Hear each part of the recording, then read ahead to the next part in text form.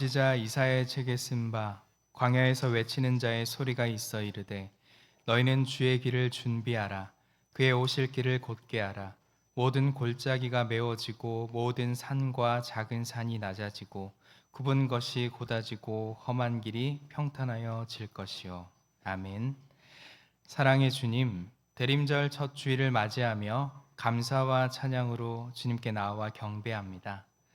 죄로 인해 죽을 수밖에 없는 저희를 구원하시기 위해 이 땅에 오신 예수님을 깊이 묵상하며 예배합니다. 세상을 살면서 지친 우리의 몸과 상한 마음을 어루만져 강건하게 하시고 회복하도록 치유하옵소서. 주께서 우리에게 참 기쁨과 평화를 주옵소서.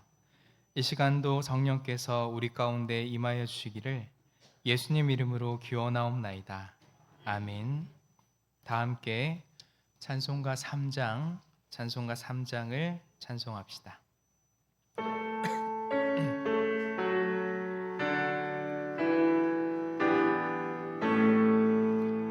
성부 성자와 성령 찬송과 영광 돌려보내세. 태초로 지금까지 또 영원 무흥토록 성삼위께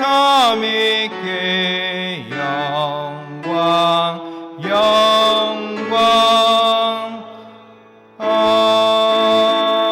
아멘. 교동문 115번 구주강림 첫 번째 말씀을 교독합시다. 성문으로 나아가라, 나아가라. 백성의 올 길을 닦으라.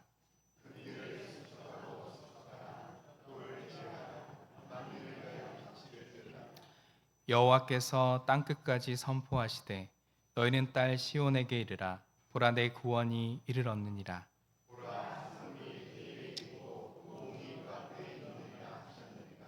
사람들이 너를 일컬어 거룩한 백성이라. 여호와께서 구속하신 자라 하겠고,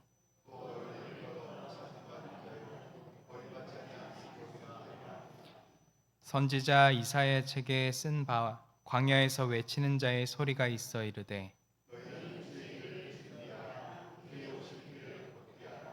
모든 골짜기가 메워지고 모든 산과 작은 산이 낮아지고 모든 육체가 하나님의 구원하심을 보리라 함과 같으니라. 아멘. 사도신경으로 우리의 신앙을 고백합니다.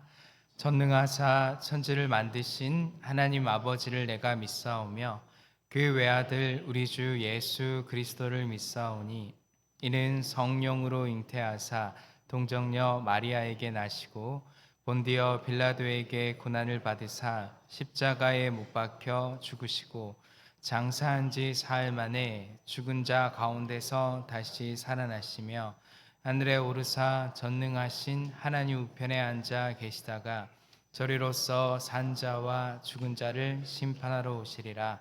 성령을 믿사오며 공회와 성도가 서로 교통하는 것과 죄를 사하여 주시는 것과 몸이 다시 사는 것과 영원히 사는 것을 믿사옵나이다. 아멘.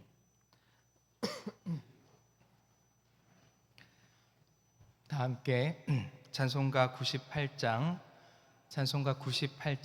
찬송합시다.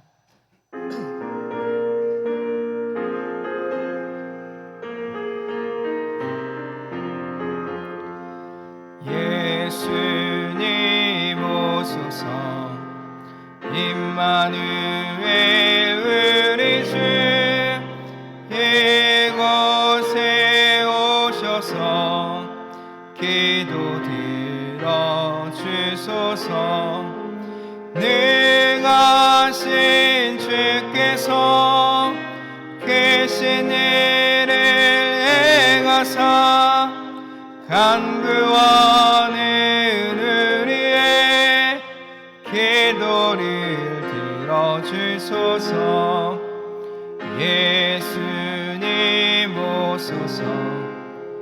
임마누엘 우리 주 보좌를 떠나서 사람 몸을 입었네. 높은 자 낮추고 비천한 자 높였네. 만민이 오셔서 사슬을 풀어주소서. 주님 오소서. 임마누엘 우리 주 죄악된 세상에 속죄주로 오셨네. 죄린 자 먹이며 병든 자를 고쳤네. 천하 만민 돌보사 빛의 길 가게 하소서. 아멘. 이경훈 안수집사님 나오셔서 기도하겠습니다.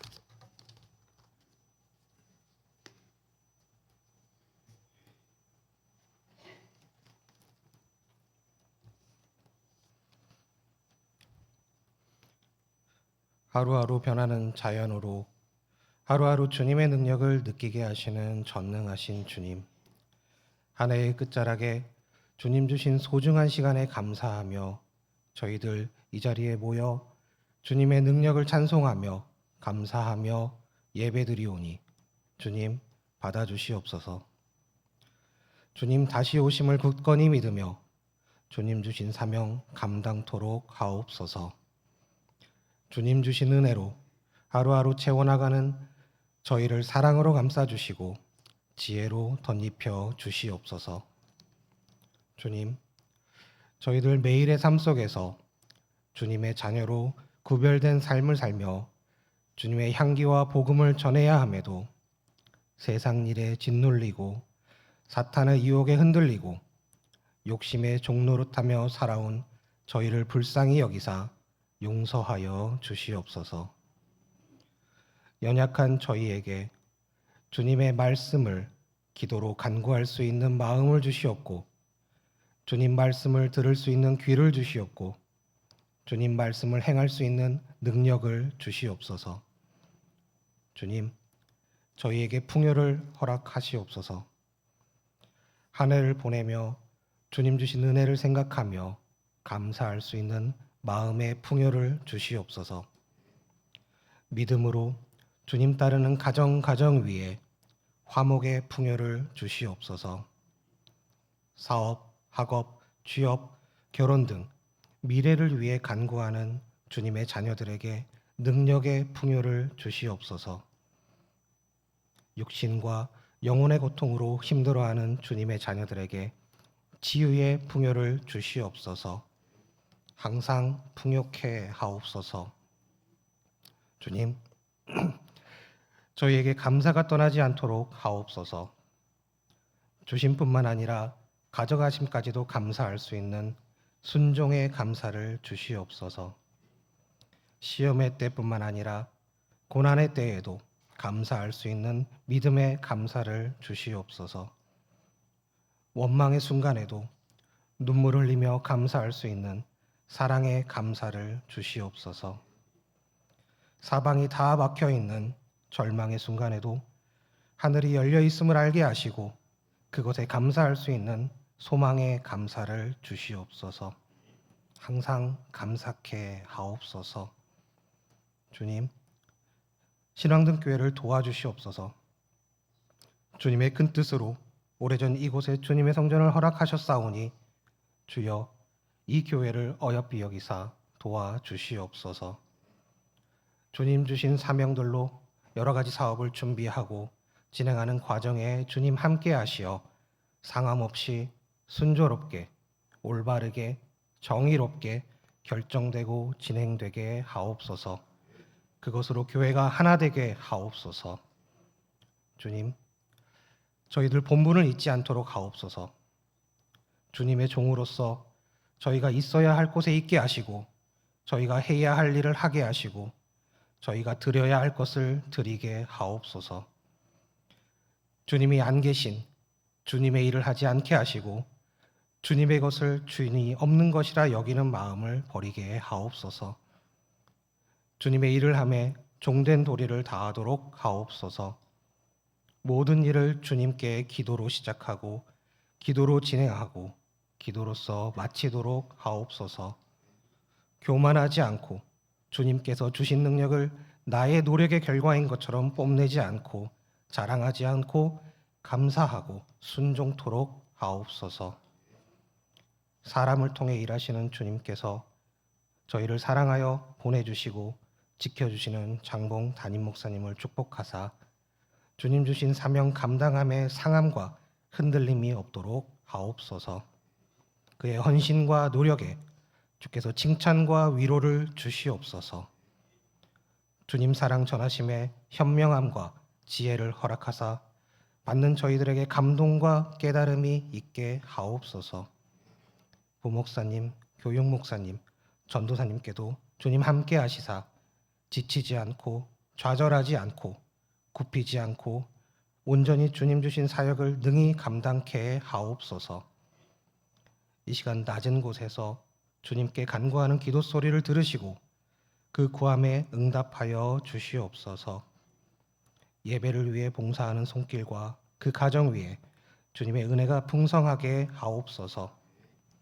마른 자리보다 젖은 자리를 더 우선시 여기고 중히 여기는 저희들이 되도록 하옵소서. 자라중창단의 찬양과 마음을 기뻐 받으시어 그들의 앞길을 밝히 이끌어 주시옵소서. 저들의 노력을 주님 아시오니 능력을 허락하시고 받아 주시옵소서. 온 마음과 온 정성을 다해 주님께 드리는 이 예배를 주님 흠양하실 줄을 믿사오며 우리 주 예수 그리스도의 이름으로 기도드립니다.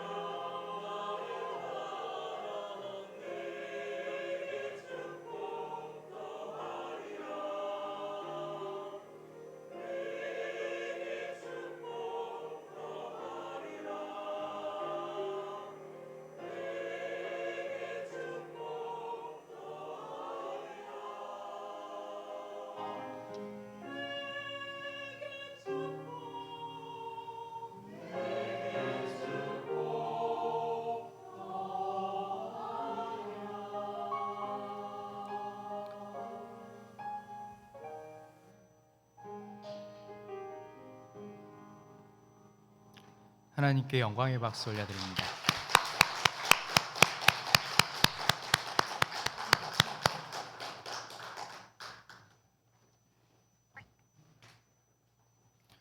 교회 소식 알려드립니다. 오늘은 대림절 첫째 주일입니다.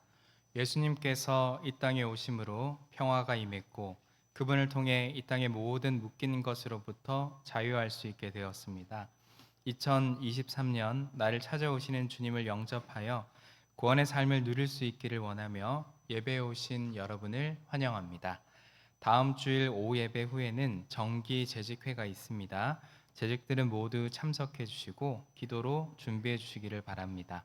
태국 교회 건축과 2024년 단기 선교를 위한 답사팀이 오늘 출국합니다. 담임 목사님, 사모님, 김유순 장로님, 정규철 장로님입니다. 안전하고 하나님의 인도함을 받는 여정이 될 수 있도록 위해서 기도해 주시기를 바랍니다. 성탄절 세례자 교육이 오늘 12시 40분 교육관 3층 청년부실에서 있습니다. 각 동역장님들은 공동체원 중에 아래의 조건에 해당하시는 신입 서리집사를 추천해 주시기를 바랍니다. 세례 후 3년 이상이 경과하고 전입 후 1년 이상 출석에 해당되는 성도분이십니다. 12월 공동체 모임은 송년 모임으로 만나 서로를 격려하고 올 한 해 하나님께서 주신 은혜를 나누는 시간이 되시기를 바랍니다. 노인 요양시설 건립을 위한 공청회가 노인요양시설준비위원회 주관으로 12월 13일 수요 4경회 후에 있습니다. 은빛세대 어른들과 교우들은 관심을 가지고 기도로 참여해 주시기를 바랍니다. 각 부서와 팀들은 성탄 전야제를 준비해 주시고 내용을 사무실로 알려주시기를 바랍니다. 연말 각 기관 및 부서의 정기 감사가 있습니다. 기관과 부서는 미리 준비하셔서 감사에 임할 수 있도록 해주시길 바랍니다. 연말연시 교회 행사 안내입니다. 성탄 전야제 행사는 12월 24일 주일 오후 7시 30분에 있습니다. 성탄 감사 예배와 성탄절 세례식은 12월 25일 월요일 오전 10시 30분에 있습니다. 교회학교 졸업 예배는 12월 31일 주일 2부 예배 후에 있습니다. 송구 영신 예배는 12월 31일 주일 오후 11시 30분에 있습니다. 다음 주 식당 설거지 봉사는 10공동체에서 합니다. 이번 주 생일 맞으신 분들입니다. 손영환 집사님, 김남식 권사님, 박정혜 권사님, 이영화 집사님, 고경자 권사님, 권현순 권사님, 최금순 A 권사님, 박진기 장로님, 우리 박수로 축하합시다. 다 함께 찬송가 369장을 찬송합시다.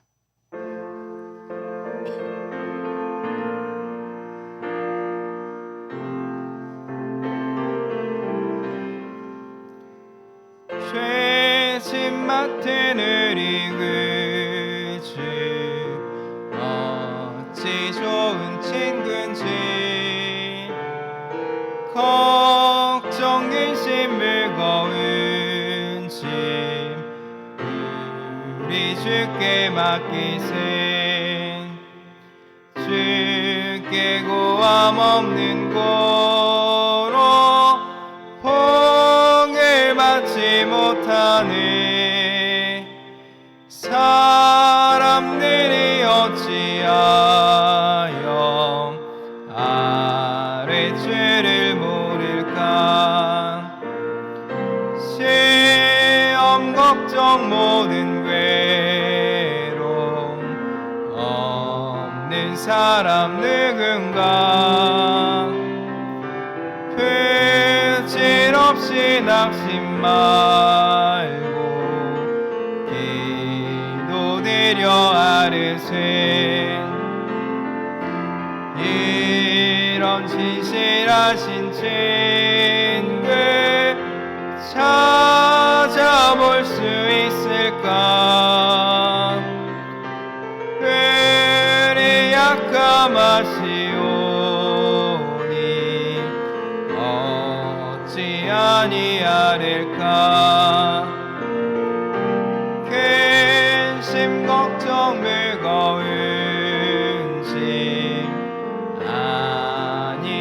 자 누군가 피난처에 누리 예수 주께 기도드리세 세상 친구 멸시하고 너를 조로 가여노 예수 품에 안기어서 참된 위로 받겠네. 아멘.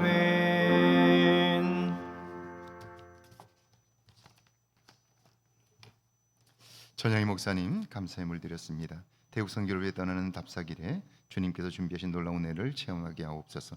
정희철 장로님, 진수민 집사님, 김지숙 권사님, 월상님을 여행을 잘 다녀오게 도우심을 감사합니다. 성화승 권사님, 김주수 청년 하나님 은혜 감사합니다. 문영희 장로님, 김사승 권사님 범사에 감사합니다. 박영리 집사님 감사함을, 김창섭 집사님 믿음의 지혜를 주시고 삶을 주관하여 주심을 감사합니다. 무명으로 감사함을 드렸습니다. 윤하순 사님, 김옥순 이보규 권사님, 강영순 권사님, 정애자, 홍성님 권사님, 무명으로 선교예물 조병선 장로님, 이윤자 권사님 1,000번째 예물 드렸습니다. 기도합니다. 전능하신 하나님 아버지, 이 땅을 사는 동안 주의 은혜를 알게 하시고 주의 도움을 힘입어 살도록 우리를 인도하시니 감사합니다. 믿음의 눈으로 보면 하나님이 하시는 일들이 놀랍고 그 은혜로 인한 감사와 기쁨이 가득하지만 주님, 그 눈을 잃어버리면 불평과 원망과 부족함밖에 보이는 것이 없어 하나님 그곳에 매여 살 수밖에 없음을 기억하건대 이 땅을 사는 동안 우리의 눈을 밝혀주셔서 감사합니다. 우리의 마음을 구별하여 주셔서 감사합니다. 그 마음으로 사는 날들이 복되게 하시고 특별히 성탄의 계절 12월에 주님이 행하실 일들을 기대합니다. 주님이 우리에게 오셔서 우리의 주인이 되심으로 이제는 그 마음으로 그 말씀으로 사는 저희들 되게 하옵소서. 말씀에 순종하여 드리는 10의 1조와 주정 예물과 주일 예물을 드립니다. 감사하는 마음으로 드린 예물들을 받아 주옵소서. 평생을 사는 동안 감사의 제목들이 점점 더 늘어나게 하시고 하나님이 하시는 일들을 보며 기뻐하게 하옵소서. 선교 예물과 1,000번째 예물과 새로운 달에 주실 주의 은혜를 사모하며 드리는 예물들, 마음에 소원하며 드리는 1,000번째 예물을 받아주시고 평생을 사는 동안 주님이 도움되어 주옵소서. 예수님의 이름으로 축복하며 기도하옵나이다. 아멘.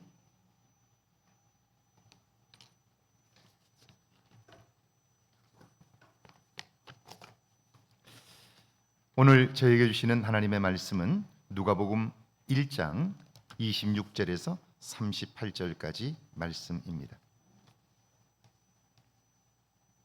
누가복음 1장 26절에서 38절까지 말씀입니다. 우리 한 목소리로 함께 봉독합니다. 누가복음 1장 26절에서 38절까지 말씀입니다. 함께 봉독합니다. 여섯째 달에 천사 가브리엘이 하나님의 보내심을 받아 갈릴리 나사렛이란 동네에 가서 다윗의 자손 요셉이라 하는 사람과 약혼한 처녀에게 이르니 그 처녀의 이름은 마리아라. 그에게 들어가 이르되 은혜를 받은 자여 평안할지어다. 주께서 너와 함께 하시도다 하니 처녀가 그 말을 듣고 놀라 이런 인사가 어찌함인가 생각하매 천사가 이르되 마리아여 무서워하지 말라. 내가 하나님께 은혜를 입었느니라. 보라 내가 잉태하여 아들을 낳으리니 그 이름을 예수라 하라. 그가 큰 자가 되고 지극히 높으신 이의 아들이라 일컬어질 것이요 주 하나님께서 그 조상 다윗의 왕위를 그에게 주시리니 영원히 야곱의 집을 왕으로 다스릴 것이며 그 나라가 무궁하리라.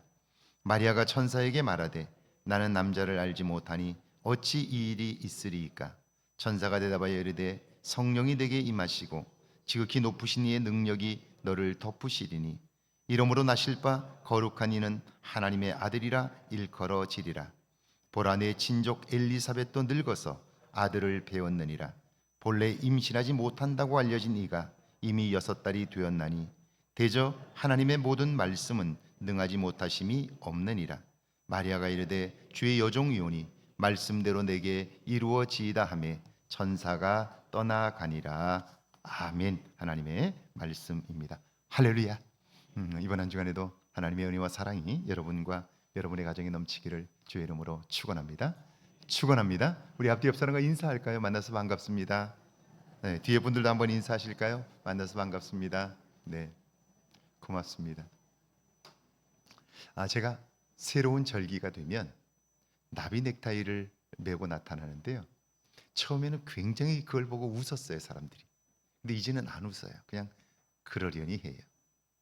자, 익숙해지면 그래요. 여러분, 눈에 보이는 것과 보이지 않는 것을 보는 것은 이것은 삶의 차원이 달라요. 오늘 여러분이 이 자리에 나오셨는데 무엇을 보시나요?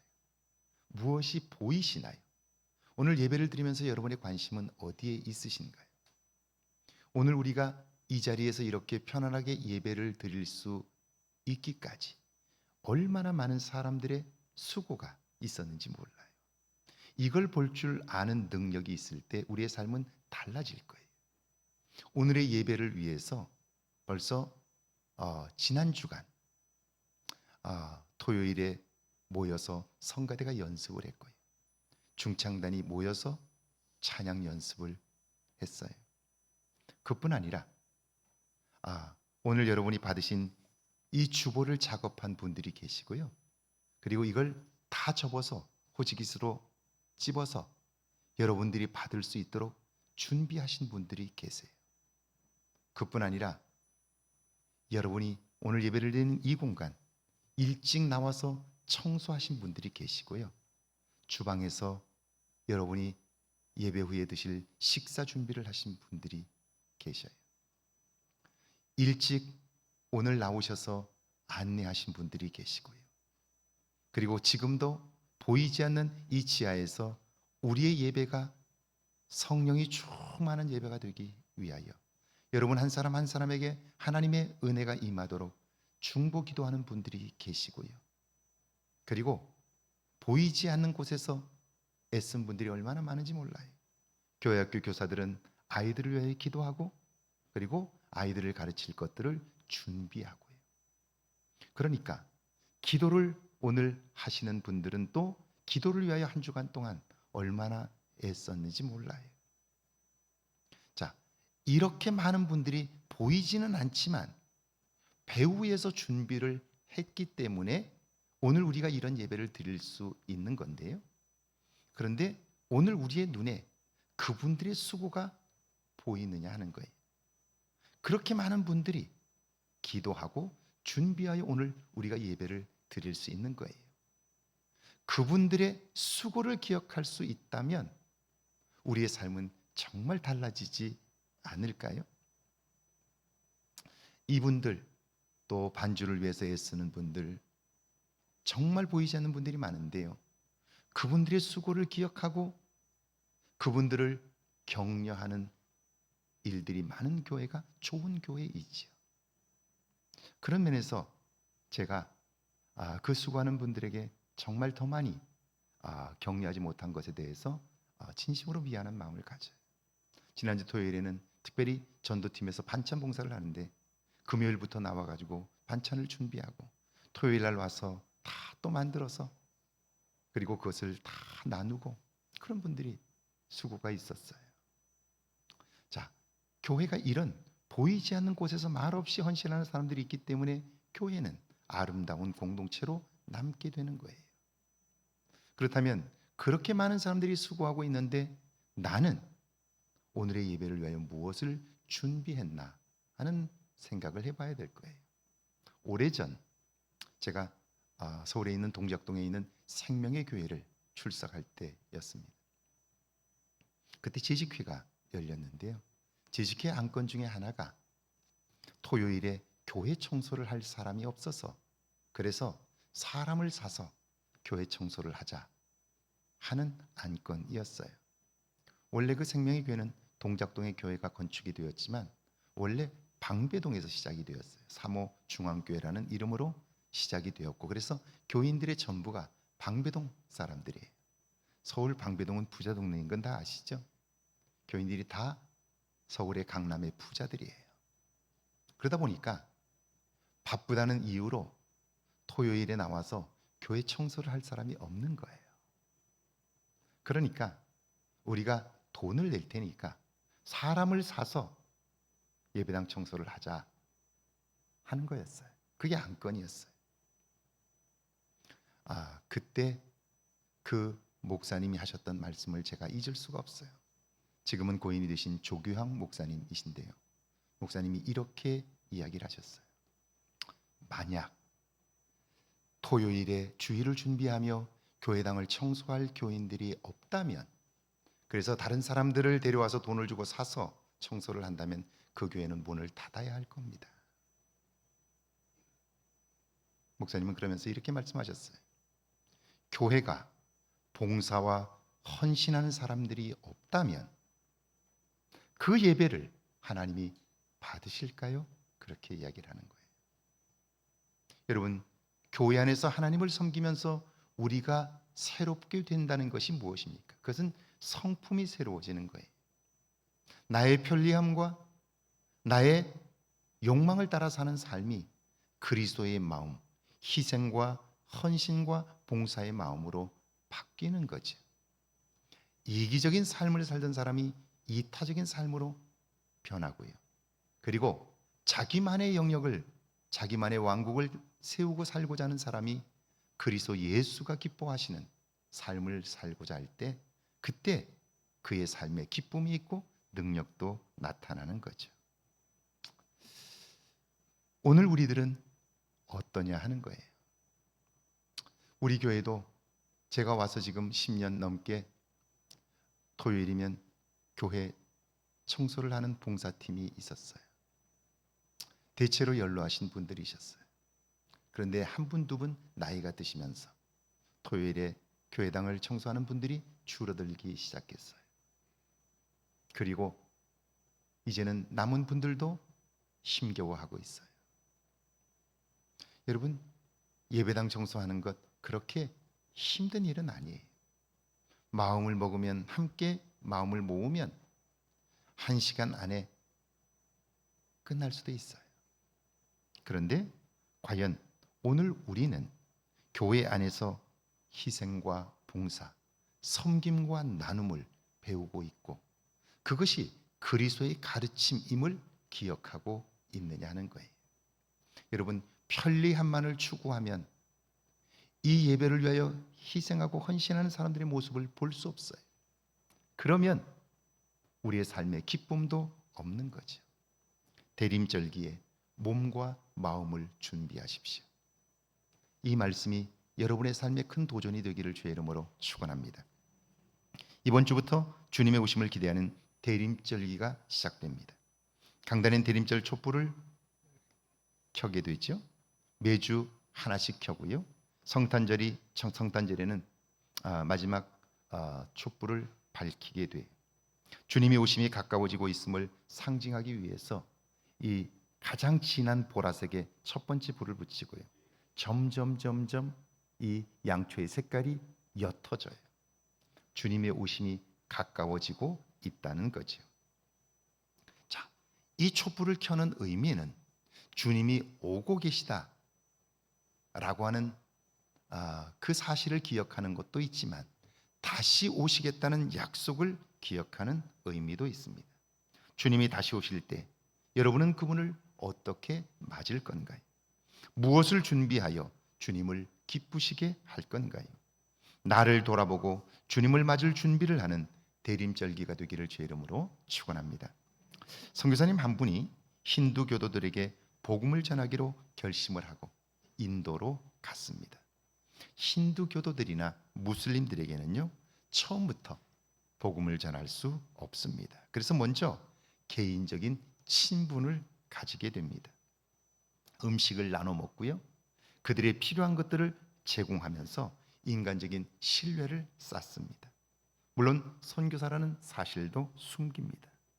이런 관계가 계속되면 그들도 사람인지라 마음을 주게 되죠. 그럴 때 자연스럽게 복음을 전하게 됩니다. 그 선교사님이 한 청년과 교제를 가졌고요. 이제는 복음을 전할 때가 되었다고 판단했습니다. 그래서 기도 후에 조용히 그를 불러 복음을 전했습니다. 하나님이 당신과 나를 구원하시기 위하여 이 땅에 오셨는데 그분이 예수님입니다. 그렇게 힘있게 복음을 전한 거예요. 그런데 그 말씀을 들은 이 청년의 얼굴이 일그러집니다. 그러면서 벌떡 일어나 나가면서 이렇게 소리쳐요. 하나님이 구질구질한 인간의 모습으로 이 땅에 왔다고요? 나는 그런 구차한 하나님을 믿지 않습니다. 그래요. 여러분, 선교지에서의 이런 반응은 선교사님들을 몸서리치게 합니다. 왜냐하면 이제 신분이 드러났어요. 그동안 잘해준 것도 전도하려고 한 것이라고 생각하면 배신감을 느끼게 되죠. 그러면 그 순간 그들은 폭도로 변합니다. 선교사님은 두려운 마음으로 기도할 수밖에 없었습니다. 그런데 놀라운 일이 벌어졌어요. 씩씩거리며 가던 그 청년이 환한 얼굴로 되돌아온 거예요. 와서는 인간으로 오신 하나님, 그 예수님을 믿겠다는 거예요. 놀랍지요. 궁금한 선교사님이 어떻게 된 거냐고, 무슨 일이 있었던 거냐고 물었습니다. 그랬더니 그가 대답합니다. 화가 나서 집으로 씩씩거리며 가다가 밭을 가로질러서 집으로 가려고 하는데 건너편에서 농부가 밭을 가는 거예요. 갈면서 이곳으로 오고 있는 거예요. 그때 우연히 발밑을 봤는데 개미떼들이 먹을 것을 물고 집으로 가고 있는 거예요. 조금만 있으면 그 농부의 쟁기가 그곳에 덮쳐요. 그러면 다 죽는 거예요. 그런데 그걸 모르는 개미들은 열심히 일만 하고 있는 거예요. 여러분, 힌두 교도들은요, 생명을 죽이지 않습니다. 생명을 살려주면 복을 받는다고 믿기 때문이에요. 그래서 그가 소리쳤습니다. 빨리 피해! 조금 있으면 너희들 죽어! 그런데 개미들은 들은 척도 하지 않고요, 하던 일을 계속하는 거예요. 그는 계속해서 소리쳤어요.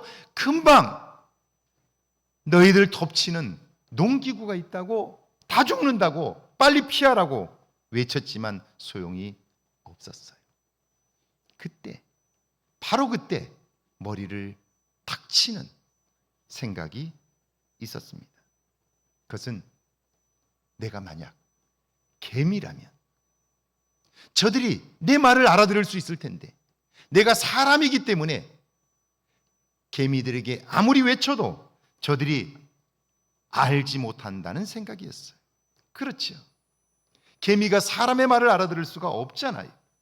그 순간 놀라운 깨달음이 왔습니다. 하나님께서 우리에게 아무리 말씀하셔도 우리가 그 말씀을 알아들을 수 있을까? 욕심에 따라 사는 우리들이 하나님이 말씀하시면 그 말씀을 들을 수 있을까?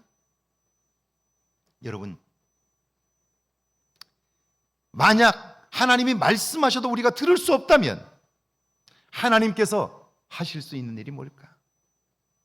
그것은 그분이 인간의 몸을 입고 이 땅에 오셔야 그분이 하시는 소리를 우리가 알아들을 수 있는 것은 아닐까 하는 생각이었습니다. 자, 그때 비로소 그는 선교사님의 말씀이 이해가 되었다는 거예요. 하나님이 인간이 되신 것, 그것은 하나님의 능력이 없기 때문이 아니라, 구질구질하기 때문도 아니라, 알아듣지 못하는 우리를 위하여 우리를 향한 사랑이 하늘 보좌를 버리게 했다 하는 거예요. 살면서 우리는 우리의 생각을 가지고 판단할 때가 너무나 많아요.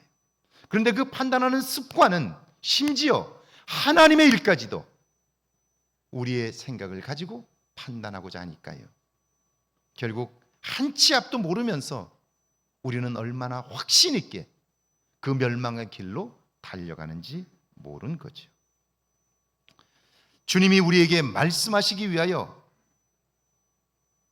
이 땅에 오셨다면 그 주님은 오늘도 우리에게 말씀하고 계실 거예요.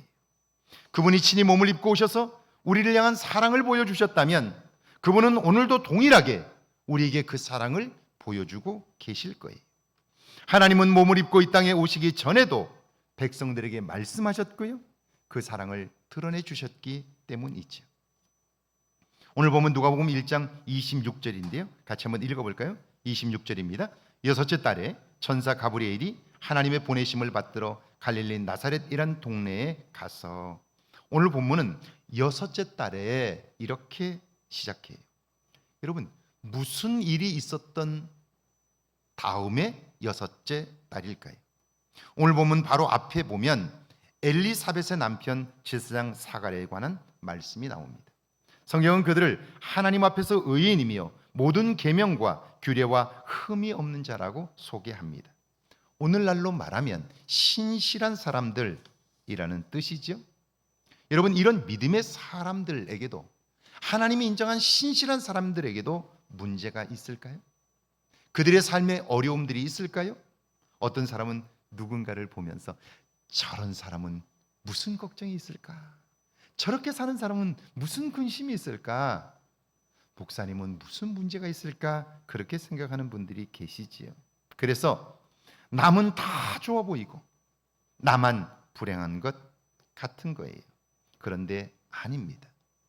하나님이 인정한 신실한 사람, 그들에게도 문제가 있었습니다.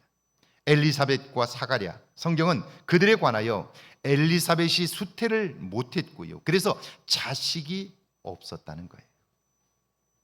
사가랴는 제사장이었습니다. 믿음이 좋았고요, 하나님의 말씀대로 살았던 사람입니다. 그런데 다른 것도 아니고 자식이 그 가정에 없습니다.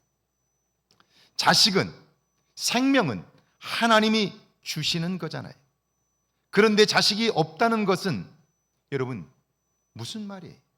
사람들이 볼 때 뭐 경건한 척하고 신실한 척하고 무슨 믿음이 좋은 척하지만 하나님이 왜 저들에게 자녀를 주지 않겠어?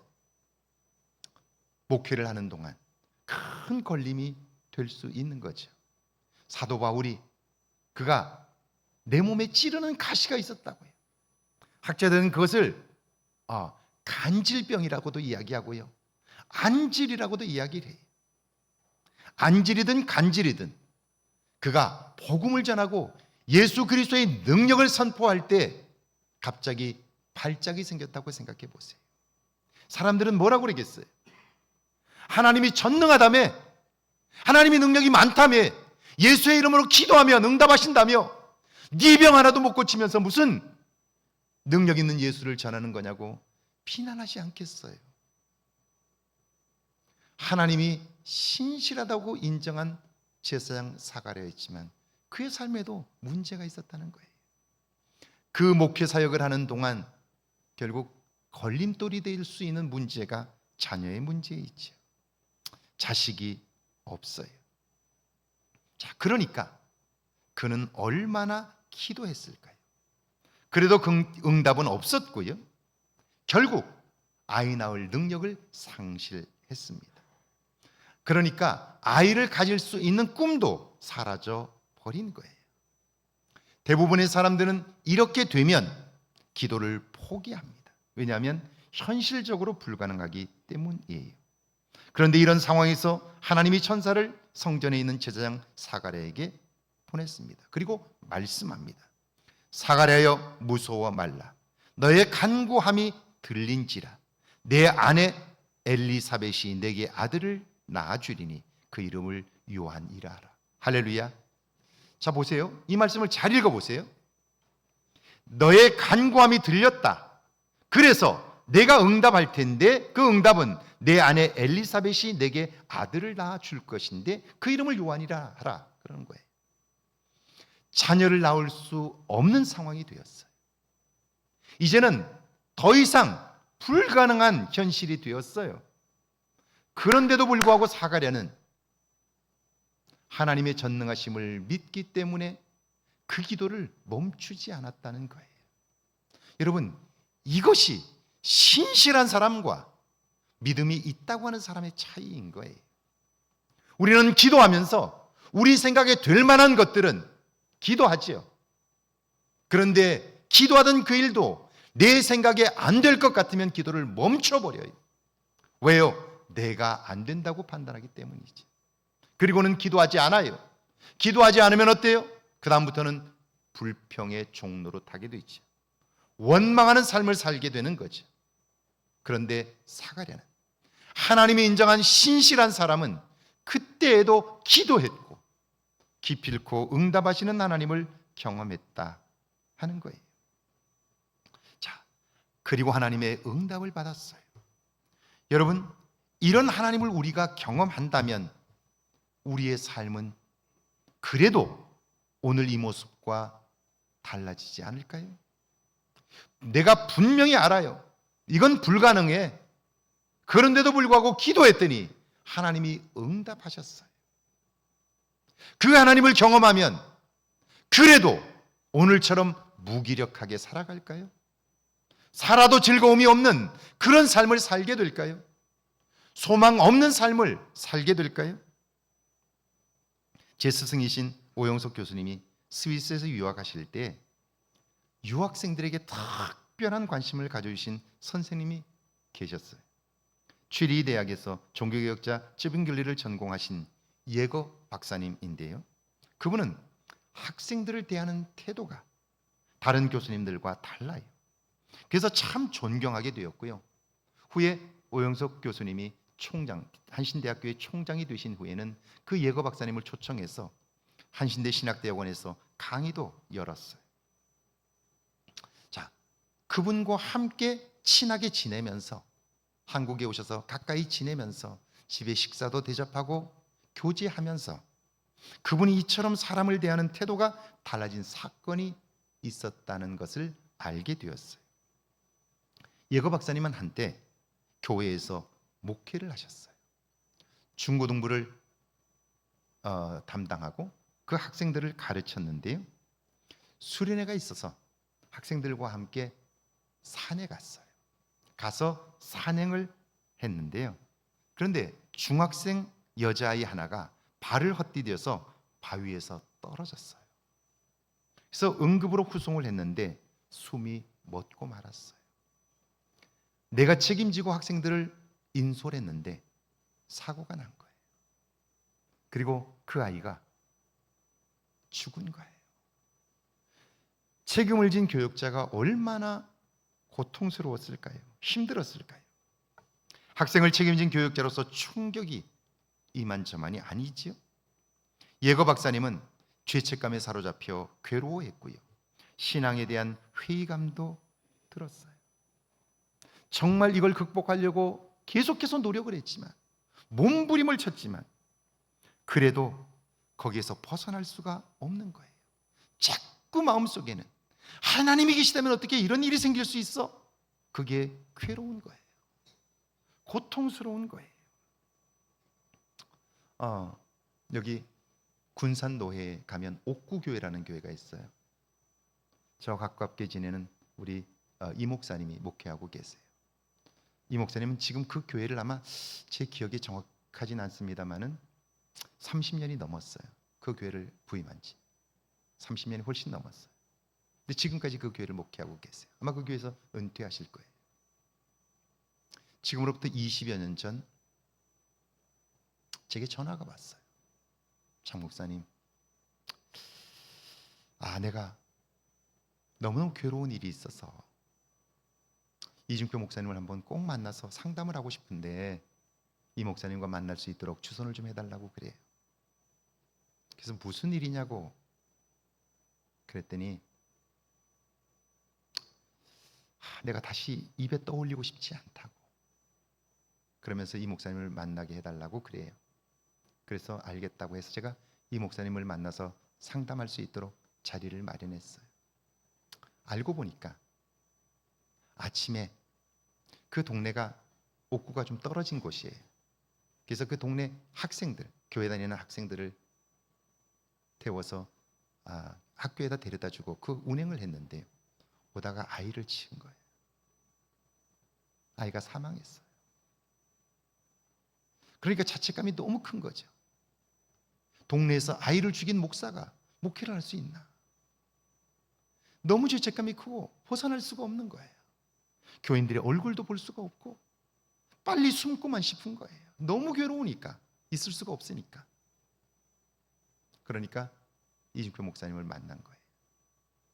목사님이 다 이야기를 듣고 나서 이렇게 말씀하셨대요. 이 목사님, 그 마음은 충분히 이해한다. 그런데 지금은 아니라고. 그 교회에서 죽도록 충성해서 사람들이 당신을 볼 때 저는 참 목사라는 마음이 들고, 그 참 목사라는 것을 교인들이 인정하고 동네 사람들이 인정할 때 그때 떠나도 떠나라고. 지금은 아니라고. 떠나면 안 된다고. 그래서 그분이 그 말에 용기를 얻어서 다시 목회를 하면서 지금도 그 옥고교회를 담임하고 계셔요. 예거 박사님이 아이가 죽었으니까 그 책임감이 너무 크니까, 죄책감이 너무 크니까 견딜 수가 없는 거예요. 하나님이 계시면 어떻게 이런 일이 있을 수 있어? 기도해도 응답이 없고요, 성경을 읽어도 답이 없습니다. 그러니까 심적인 괴로움이 너무 크지요. 많은 사람들이 이런 상황이 되면 기도를 멈춥니다. 그리고 자신의 감정이 이끄는 대로, 잘못된 확신이 명령하는 대로 판단하고 행동합니다. 그런데 예거 박사님은 그럼에도 불구하고 기도의 자리를 떠나지 않습니다. 몸부림하며 기도하는 거예요. 놀라운 것은 어느 날 그가 괴로워하며 기도할 때 그의 곁으로 예수님이 찾아오십니다. 오셔서 그에게 말씀해 주셔요. 그 사건이 그분을 새롭게 했어요. 성경과 세상을 보는 눈이 달라졌어요. 다른 사람들을 대하는 태도가 달라지게 된 거예요. 사가랴와 엘리사벳도 그랬습니다.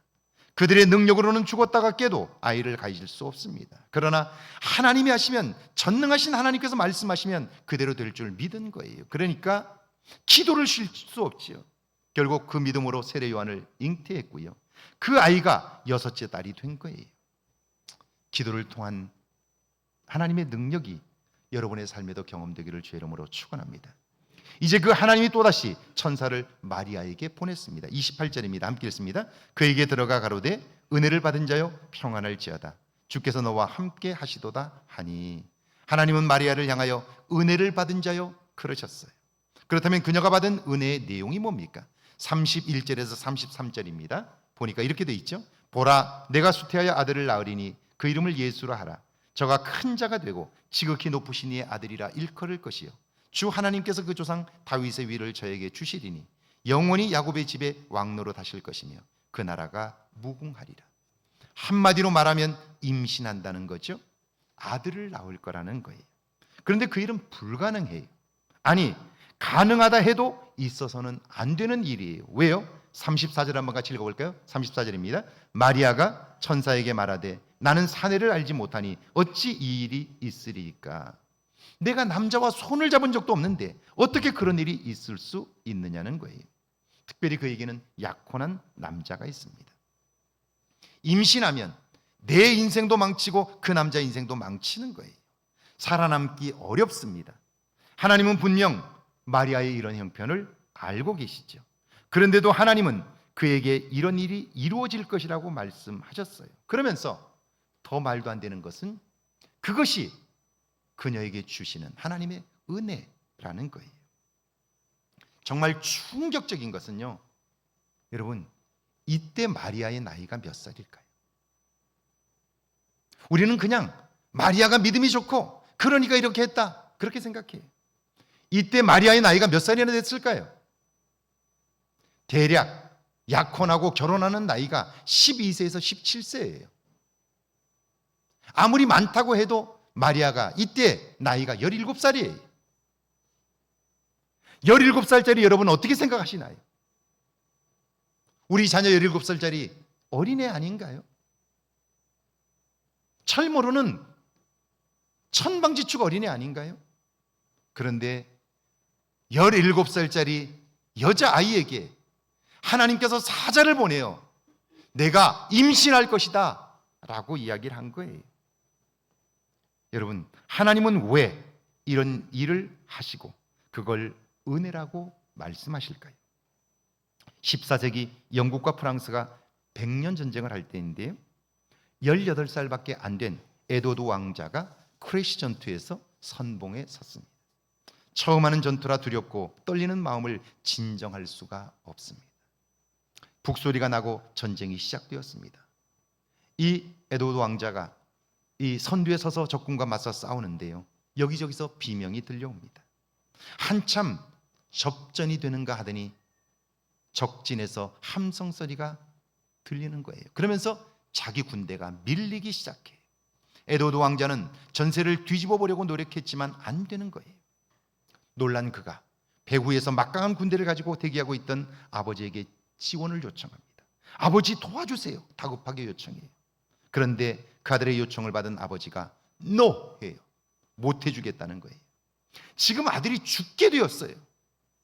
아버지가 이 상황을 모를 리가 없어요. 그런데도 왜 아버지는 아들을 외면하는 걸까요? 아들은 할 수 없이 다시 최선을 다해서 싸웠습니다. 또다시 위태로운 상황이 되었습니다. 이러다가는 죽겠다는 생각이 드니까요, 다급하게 사자를 보내 또 한 번 아버지에게 도움을 요청합니다. 아버지, 빨리 와서 도와주세요. 그때 아버지가 전령에게 이렇게 말합니다. 나는 언제 지원군을 보내야 할지 모르는 미숙한 지휘관도 아니고 아들을 죽게 내버려 둘 정도로 매몰찬 아버지도 아니다. 걱정하지 말고 전쟁에 임하라. 그래요. 지금 아버지는요, 그 아들에게, 장차 그의 뒤를 이어 왕이 될 아들에게 승리의 영광을 안겨주고 싶어요. 승리의 자신감, 승리감을 선물로 주고 싶어 하는 거예요. 자, 그리고 그 아버지는 기회를 보고 있어요. 아들이 스스로 승리하여 기뻐하는 모습을 보고 싶어 하는 거예요. 그 자신감을 경험하게 해주고 싶은 거예요. 하나님은 마리아의 형편을 마리아보다 더 잘 아십니다. 그가 순결한 여인이라는 것도 알고 있어요. 약혼자가 있다는 것도 알아요. 특별히 잘못하면 이 일이 마리아에게 엄청난 사건이 된다는 것도 알아요. 그럼에도 불구하고 하나님께서 그에게 이렇게 하라 하시는 이유가 뭡니까? 여러분, 그것은 이 마리아를 통하여 하나님이 계획한 일이 있기 때문이에요. 나머지 그가 생각하는 모든 일들은 다 하나님이 책임지실 거예요. 우리가 할 일이 아닌 거예요. 그런데도 우리는 하나님이 하실 일을 내가 하려고 하다가 실족하는 거예요. 그리고 실망하는 거예요. 나 스스로 판단하여 안 된다고 생각하고 주저앉는 거죠. 여러분, 이때 마리아가 할 수 있는 일은 두 가지입니다. 하나는 자신을 중심으로 판단하는 거고요, 또 다른 하나는 하나님을 중심으로 반응하는 거예요. 마리아가 자기를 중심으로 판단한다면 어떻게 될까요? 이 일이 있어서는 안 되는 이유들을 찾을 거예요. 그리고는 100가지도 넘는 그 이유를 수집하고요, 그걸 내세워 못한다고 말할 거예요. 그런데 아시지요? 마리아는 믿음의 사람입니다. 38절이죠. 같이 읽습니다. 마리아가 가로되 주의 계집종이 오니 말씀대로 내게 이루어지이다 하며 천사가 떠나가니라. 주의 계집종이 오니, 여러분, 이 말은 내 모든 것 당신의 것이 오니, 이런 말이에요. 생명이 내게 있다고 그것이 내 것입니까? 아니에요. 내 것이라면 내 마음대로 할 수 있어야 하잖아요. 그런데 어떻습니까? 생명은 하나님이 부르시면 그냥 가는 거예요. 생명이 내 것이 아닌 거예요. 그런데도 우리는 생명을 내 것처럼 사용하고 살고 있지 않나요? 그러다가 어느 날 하나님이 부르시면 생명은 내 것이 아니구나 하는 걸 그때 비로소 아는데 너무 늦는 거예요. 제가 참 안타깝게 느끼는 거예요. 교인들을 만나면요, 이런 분들이 꼭 계세요. 목사님, 옛날에 만났더라면 참 좋았다고. 그래서 옛날에 어땠는데요? 옛날에 잘 나갔대요. 사업도 잘 되고 막 성공하고 막 그랬대요. 그때 만났더라면 너무너무 좋았을 거라고. 여러분, 그때 못한 사람이 이때 할 수 있을까요? 이걸 우리가 기억해야 하는 거예요. 오늘 여러분에게 주어진 모든 것들은 다 그때 쓰임새가 있기 때문에 하나님이 주신 거예요. 그런데 그때는 자기 욕심껏 살다가 그걸 다 잃고 나면 그때가 좋았다고 말하는 어리석은 사람들이 얼마나 많으냐 하는 거예요. 자, 마리아는 분명히 압니다. 믿는 것이 있어요. 그것은 내 몸과 생명은 내게 있지만 그것은 내 것이 아니라는 거예요. 하나님이 주신 거예요. 그렇다면 하나님께서 그것을 사용하신다고 할 때 드릴 수 있어야죠. 그래서 주의 계집종 예언이 말씀대로 내게 이루어지이다. 하나님의 원하시는 대로 내 몸을 사용하시라는 거예요. 교회 안에서 봉사하는 일, 못할 이유는 100가지 1000가지도 넘어요. 그러나 해야 하는 이유는 딱 한 가지예요. 그것은 하나님이 우리를 사랑하셨기 때문이에요. 할렐루야. 하나님이 우리를 사랑하셨기 때문이에요. 사랑하셔서 당신의 하나밖에 없는 아들을 주셨기 때문이에요. 그거 어떻게 갚을 거예요? 무엇으로 갚을 거예요? 조금이라도 갚아봐야 할 거 아니에요. 그걸 갚으려고 노력하게 될 때 우리의 삶은 달라져요. 제 스승이신 김정준 박사님, 그분은 결핵으로 살 수 없는 상황이 되었어요. 결핵 환자들은 치료하여 나을 수 있는 사람들과 치료해도 나을 수 없는 사람들을 구분해서 병실을 만들었어요. 그분은 치료해도 나을 수 없는 환자들을 모아놓은 병실에 들어갔어요. 온통 환자들이 각혈하고, 우리 김재준 교수님도, 김재준 목사님도 각혈을 하고 살지 못해요. 폐가 다 망가졌어요. 그런데 청년의 때에 각혈을 하고 살지 못한다는 선고를 받은 거예요. 침대에 누워서 각혈을 하면서 생각하는 거예요. 하나님께서 이제 나는 죽을 텐데, 하나님을 만났을 때 하나님께서 너 못하다 왔냐? 라고 말할 때 내가 뭐라고 대답할까? 고민스러운 거예요. 공부하다가 왔습니다. 공부하다가 왔습니다. 나를 위해서는 뭘 했냐? 한 게 아무것도 없는 거예요. 그래서 그때 그걸 깨닫고 나서 그분은, 그래, 하나님 앞에 가서 할 말이 있어야지. 그래서 그는요, 너무 고통스럽지만, 각혈을 하면서 피를 토하고 있지만 침대에서 내려와서 그 병실에 있는 환자들, 각혈을 하고 피를 토한 것들을 닦고 쓰레기통을 비우고, 그 환자들이 화장실을 가면 부축해서, 자기도 심각한 환자인데 부축해서 화장실을 데려다 주고 청소하고 이 일을 하기 시작해요. 이거라도 해야지. 놀라운 것은요, 그걸 하기 시작하면서 죽고자 그 일을 하게 되면서요, 입맛이 돌아오기 시작하고요.